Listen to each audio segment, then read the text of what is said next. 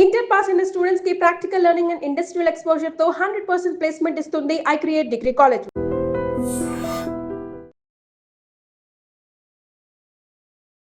నమస్తే రమగారు. నమస్తే జయ. రమగారు, మనం దివోదస్సు కథ చెప్పుకుంటా ఉన్నాము. ఎన్ని మలుపులు, ట్విస్టుల మీద ట్విస్టులు, కథల్లో కథలు వస్తూ ఉన్నాయి కదా. మూడో భాగంలో ఉన్నామండి.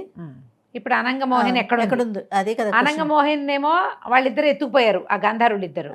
కానీ ఈ పడిపోయిన ఈ కుంభుడనే వాడికి తెలీదు ఆ సంగతి. దివోదాసు రక్షణలో అనంగమోహన్ ఉందని ఆ వాసుకి, ఆదిశేషుడికి, బలిచక్రవర్తికి చెప్పాడు వాడు. వీళ్ళు ఏమనుకున్నారు, సరే ఎటాకు భూలోకంలో ఉంది, అతనే దివోదాస్ చూసుకుంటాడులే అని అనుకున్నారు. కానీ ఏం జరిగింది, దివోదాస్ వచ్చేసరికి వీళ్ళిద్దరు ఎత్తుకుపోయారు. ఆయన వెనక్కి వచ్చేసరికి ఆ పిల్ల కనపడలా. అవును. ఈయన ఏం చేశాడు, యోగ మార్గంలో ఈయన వెతకడం వెళ్తున్నాడు. ఈయన కావాల్సింది ఏంటి, ముందు అనంగమోహిని కాదు, ఆ ఆటవికుల కుర్రాడు, వాడి మృత శరీరం బయటికి వెళ్ళిపోయింది, ఎవరో పట్టుకుపోయారు. వెతుక్కుంటూ యోగ మార్గంలో ఈయన ఏం చేశాడంటే అలకాపురి పట్టణానికి వెళ్ళాడు. ఆ పట్టణపు బయట పెద్ద ఉద్యానవనం ఉందట. ఈయన ఆ ఉద్యానవనంలో కాస్త విశ్రాంతి తీసుకుందామని అక్కడ కూర్చున్నాడు. కూర్చునేసరికల్లా అక్కడ ఒక ఇద్దరు సౌందర్యవతులైన స్త్రీలు మాట్లాడుకుంటున్నారు. అందులో ఒకటి గుణవతి, రెండోది చిత్రలేఖ. ఈ గుణవతి ఎవరు, అనంగమోహిని ఎత్తుకుపోయిన గంధర్వుల్లో ఉన్నాడుగా ఒకటి మణిగ్రీవుడు, వాడి చెల్లి. మాట్లాడుకుంటున్నారు ఇద్దరు. వింటున్నాడు ఈయన. వాళ్ళిద్దరు ఏం మాట్లాడుకుంటున్నారు, ఏమిటి మీ అన్నయ్య ఏదో చేసేట, ఇలాట అలాట అని కబుర్లు చెప్పుకుంటారు. కబుర్లు చెప్పుకుంటుంటే ఈ అమ్మాయి ఏం చెప్పిందంటే, గుణవతి, స్వయం ప్రభాదేవి నాకు వరం ఇచ్చింది, మానవుడు, అత్యుత్తమ మానవుడు నాకు భర్త అవుతాడని. కానీ మా నాన్నగారికి స్వజాతిలోనే నన్ను పెళ్లి చేయాలని ఉంది. స్వయంవరం చాటిచ్చారు. ఇప్పుడు గంధర్వులు, యక్షులు, కిన్నరులు వస్తారు.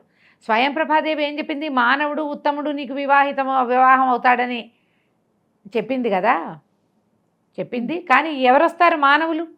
ఇప్పుడు ఎట్లా అయింది, ఏ లోకం వాళ్ళు ఆ లోకంలోనే ఉండాలన్న నియమం వచ్చింది. నియమం ప్రకారం మానవుడు పైకి రాకూడదు, మనం కిందకి వెళ్ళకూడదు. అదే కదా. ఇప్పుడు ఏ మానవుడు వచ్చి నిన్ను పెళ్లి చేసుకుంటాడు? పైగా మీ నాన్నగారు ఎవరో ఒక గంధర్వుడికి నిన్ను ఇవ్వాలని నిశ్చయించారు. స్వయంవరం అనేది కేవలం ఊరికే నలుగురిలో, కానీ అబ్బాయికి ఇవ్వాలని ఉంది, అతనికే నేను ఇచ్చి పెళ్లి చేస్తారు అనేసరికి నేను చచ్చినా చేసుకోను అంది గుణవతి. చిత్రలేఖ అంది, అట ఎట్ట తప్పించుకుంటావమ్మా, మీ తండ్రి ఆజ్ఞ. పైగా ఆ కుర్రాడున్నాడే గంధర్వుడు, వాడి పేరు ఏదో ఉంది, తర్వాత చెప్తా, పేరు మర్చిపోయాను ఇప్పుడు. అయితే ఈ గంధర్వుడు ఏం చేశాడు, ఈ పిల్లనే పెళ్లి చేసుకోవాలని వాడేదో ఒక పూజ మొదలు పెట్టుకున్నట్ట. ఈ చిత్రలేఖ చెప్తోంది, నిన్నే చేసుకోవాలని. ఇలా ఎవరైతే గంధర్వులు ఫలానా స్త్రీ కావాలంటే దానికోసం కొన్ని రకాల క్షుద్ర పూజలు చేస్తారట అక్కడ. ఆ క్షుద్ర పూజ లక్షణం ఏంటట, వీడు చేసేది అమ్మవారి కాళికాదేవి దగ్గర పూజ చేస్తున్నాడు. ఆ పూజ ఏమిటంటే, ఎప్పుడూ ఎవరిని కాటేయని పాము కాటేసిన కుర్రవాడిని పట్టుకురావాలి. ఇప్పటిదాకా జీవితంలో ఎవరిని కాటేయని ఒక పాము, అది ఎవరినైతే ఒక్కసారే కాటేసింది దాని జీవితంలో, ఆ కాటు వేయబడిన కుర్రాడు కావాలి. ఆ కుర్రాడు వాడు బ్రహ్మచారి, చిన్నపిల్లాడు కావాలి.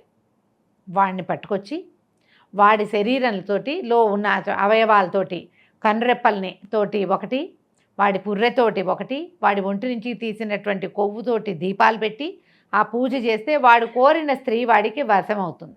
ఓహో.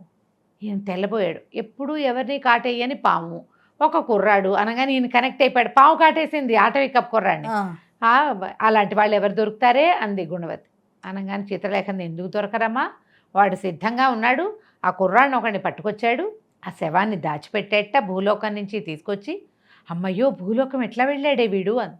భూలోకం వెళ్ళకూడదు, నిజానికి దేవతలు ఎవరు భూలోకం వెళ్ళకూడదు, కానీ వాడు అట్లా ఏర్పాటు చేసుకుని హిమోత్పర్వత ప్రాంతంలో ఇలాంటిది ఒకటి చేసి అక్కడి నుంచి ఆ కుర్రాడి శవాన్ని తీసుకొచ్చుకున్నాడు. ఆ శవాన్ని దాగొల్పాడు. రేపు పౌర్ణమి వచ్చాక ఆ పూజ చేస్తాడు. వాడు గనక ఆ పూజ చేసేసాడా, అమ్మవారి కాళికా అనుగ్రహం లభించిందా, ఇంకా స్వయం ప్రభాదేవి చెప్పింది నిజం అవ్వదు, పూజ అయితే అవ్వదు. ఈయనకు వెంటనే అర్థమైంది, అమ్మా మనకు కావాల్సిన వాడు వీడే, ఆ పిల్లాడు. ఆ కిరాతుల కుర్రాడిని ఒక పాము కాటేసింది. అది ఎప్పటి నుంచో తల మీద మణి ఉన్న పాము. ఆ పాము కాటేసిన తర్వాత ఆ పాము వాడు చెప్పాడు కదా, రత్నచూడు, ఆ పాము ఎప్పుడు ఎవరిని కాటేయలేదు, వాడు ఒకే ఒక్క శబర కుర్రవాడిని కాటేశాడు.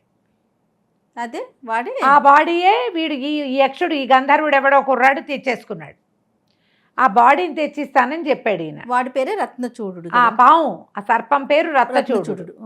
ఇప్పుడు ఇది ఎట్లా జరిగింది? ఈయన ఆశ్చర్యపోయాడు. ఇప్పుడు వాడు ఎక్కడ దొరుకుతాడు? ఆయన వచ్చి వీళ్ళ దగ్గర అడిగే లోపల ఎవరో వచ్చారు. వాళ్ళ ఎవరి మధ్య యుద్ధం జరుగుతుంది. మీ అన్నయ్య ఎవరో ఆ స్త్రీని తీసుకొచ్చాట, వాళ్ళకి అక్కడ ఏదో యుద్ధం జరుగుతోందిట అనేసరికల్లా ఈ గుణవతి, చిత్రలేఖ ఇద్దరు లేచి వెళ్ళిపోయారు. లేచి అవతలకి వెళ్ళిపోయారు.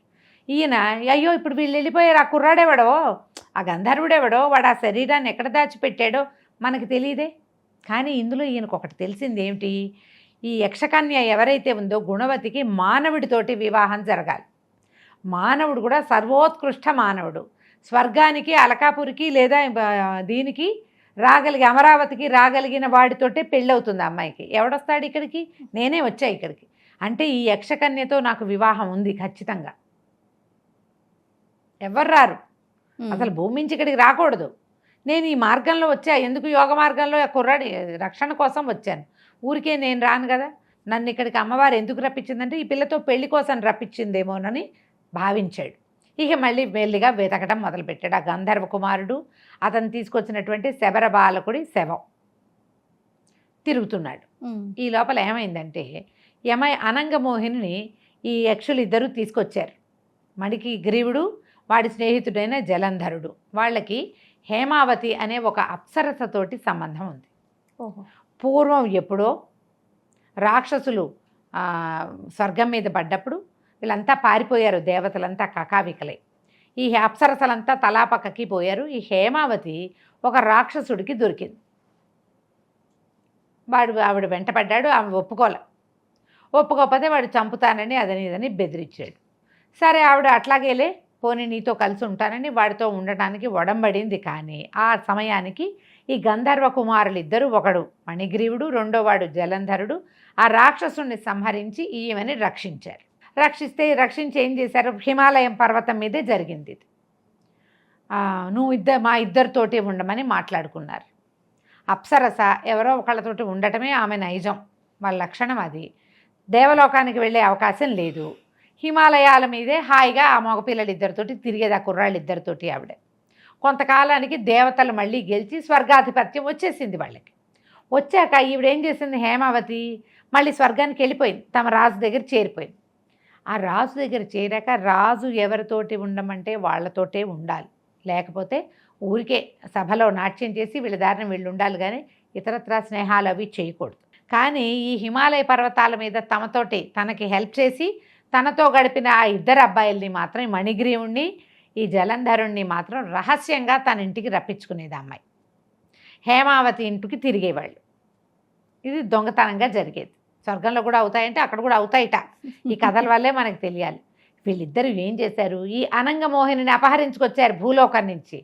ఆ తీసుకొచ్చిన అనంగమోహిని హేమావతి ఇంట్లో పెట్టారు. ఇంట్లో పెట్టారు, దాచిపెట్టారు. ఆమె ఇంట్లో వాళ్ళ ఇంటికి వెళ్ళే అవకాశం ఉందిగా. సరే మణిగ్రీవుడు ఆ అమ్మాయి దగ్గరికి వెళ్ళి పదే బతిమలాడాడు, నువ్వు మాతో ఉండు అని బతిమాలేసరికల్లా ఈ అమ్మాయి ఏమంది? ముందు కాదు కూడదు, నేను ఒక మానవుడిని వరించాను, అక్కడ నాకు కనపడ్డాడు, ఆయన నన్ను రక్షించాడు, నేను ఇట్లాంటి చెయ్యను, నేను వివాహం కోసం ఎదురు చూస్తున్న దాన్ని అని చెప్పింది. కానీ వాడు ఒప్పుకోపోయేసరికల్లా సరే ఆమె కొంచెం సర్దుకుని ఏమందంటే, సరే నేను ఒక్కళ్ళతోటే ఉంటా, వివాహమే చేసుకుంటాను, ఒకటే పతియే ప్రత్యక్ష దైవంగా ఉండాలనే మనస్తత్వం నాది. నీ స్నేహితుడు నీతో ఉన్నాడే, వాడు అదోలా చూస్తున్నాడు నాకేసి, వాడితోటి భాగస్వామ్యాలు అవి కుదరవు, వాడిని పంపించేస్తానంటే నేను నీతో ఉంటానంతే.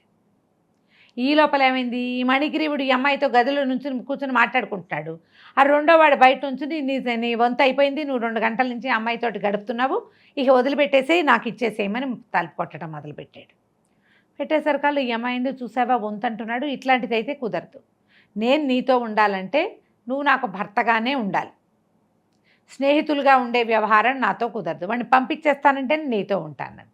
ఈ మణిగ్రీవుడు కేకలేశాడు, ఫ్రెండ్ ఏమిట్రా పిచ్చిబాగుడు బాగుతావు, నా ప్రేయసి, నేను నీకు వాటా ఎందుకు ఇస్తాను, నేను అట్లా ఇవ్వను, వెళ్ళిపో అన్నాడు. వాడు ఊరుకోలే. ఇది ఎట్లా కుదురుతుంది? ఇదివరకు మన ఇద్దరం కలిసి హేమావతిని రక్షించాం, అప్పుడు హేమావతిని మన ఇద్దరం కలిసి ఫ్రెండ్షిప్ చేస్తున్నాం, ఇప్పుడు ఈ అమ్మాయిని తెచ్చాం మన ఇద్దరమే కలిసి, మరి ఇద్దరికి చెందాలిగా.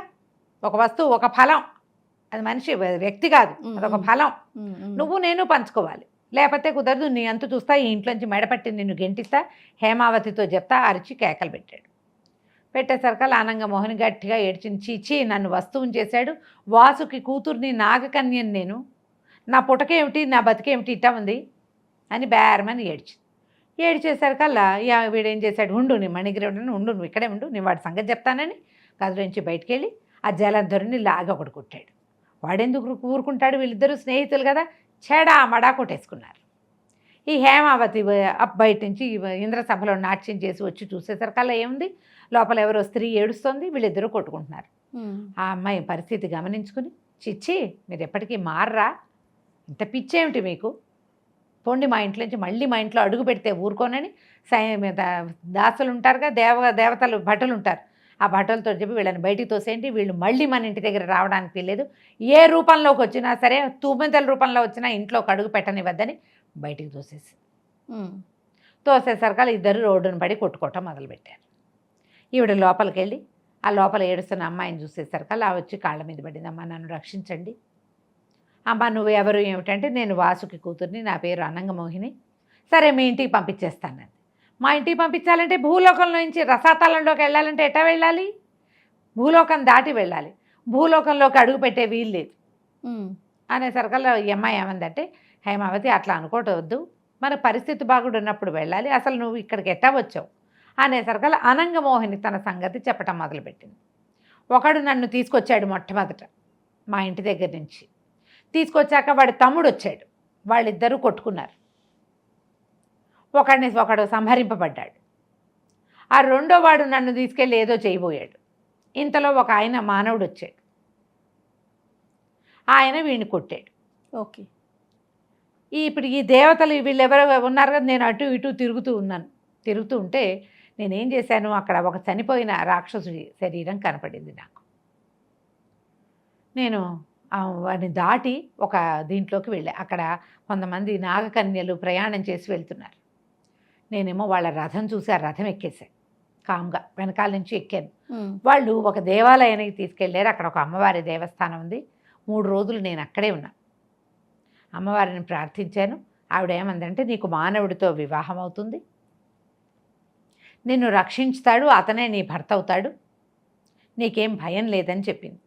చెప్పిన తర్వాత ఏమంది, నాకు శిరోరత్నంగా నేను ఒకడు శిరోభూషణం ఉంది, ఆ భూషణం ఏంటంటే అది మన చనిపోయిన వాళ్ళని దివ్యౌషధం ఏమంటారు, మృత సంజీవని, చనిపోయిన వాళ్ళు దాని దగ్గర పెడితే, తీసుకెళ్ళి వాళ్ళ దగ్గర పెడితే వాళ్ళు బతుకుతారు. ఓకే, నీ మణి అట్లాంటిది, నీకు మానవుడు లభిస్తాడని చెప్పింది.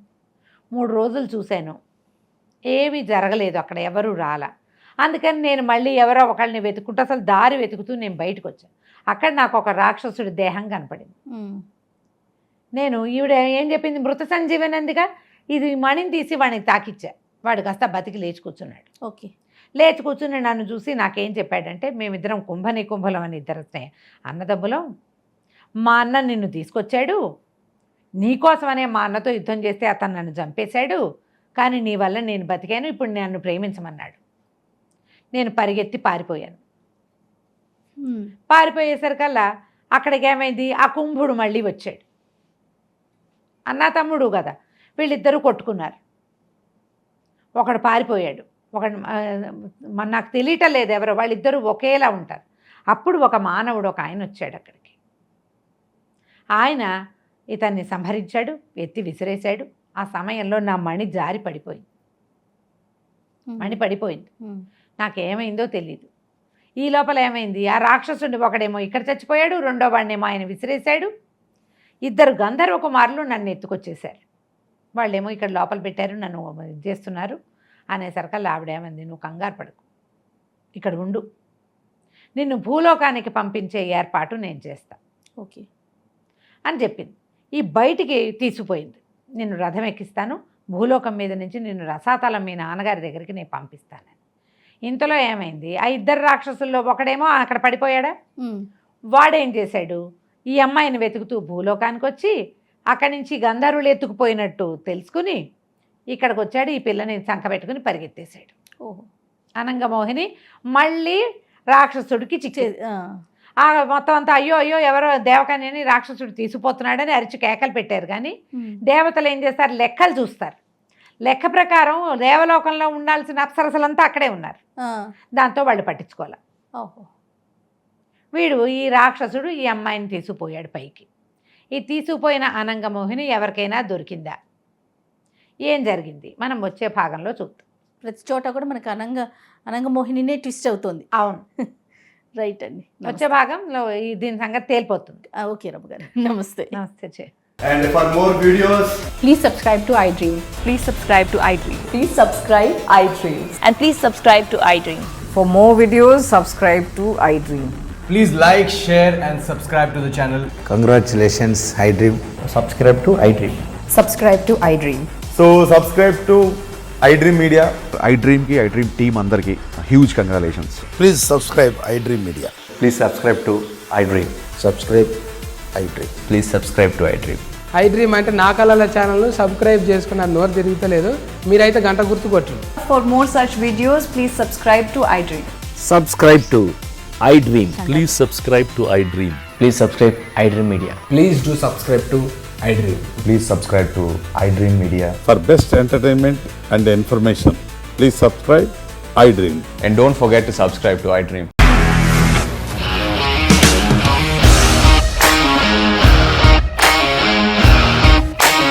ఇండస్ట్రీలో కమిట్మెంట్ ఇష్యూస్ వస్తే నీకు కూడా వచ్చినట్టు మార్నింగ్ తీసుకెళ్ళాడంటే కొట్టి పడేశాడు.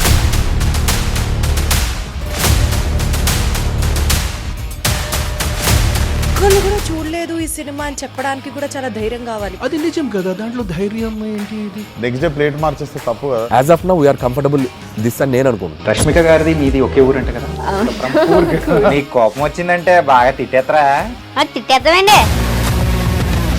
నిజంగా గేమ్ ని ఎలా చేంజ్ చేయగలిగారు? ఏపీఎస్ఎఫ్సి వాళ్ళకి 6 నెలల్లో నేను 6 లక్షలు కట్టా. బిజినెస్ చేయాలనుకుంటే it is as difficult as riding a tiger.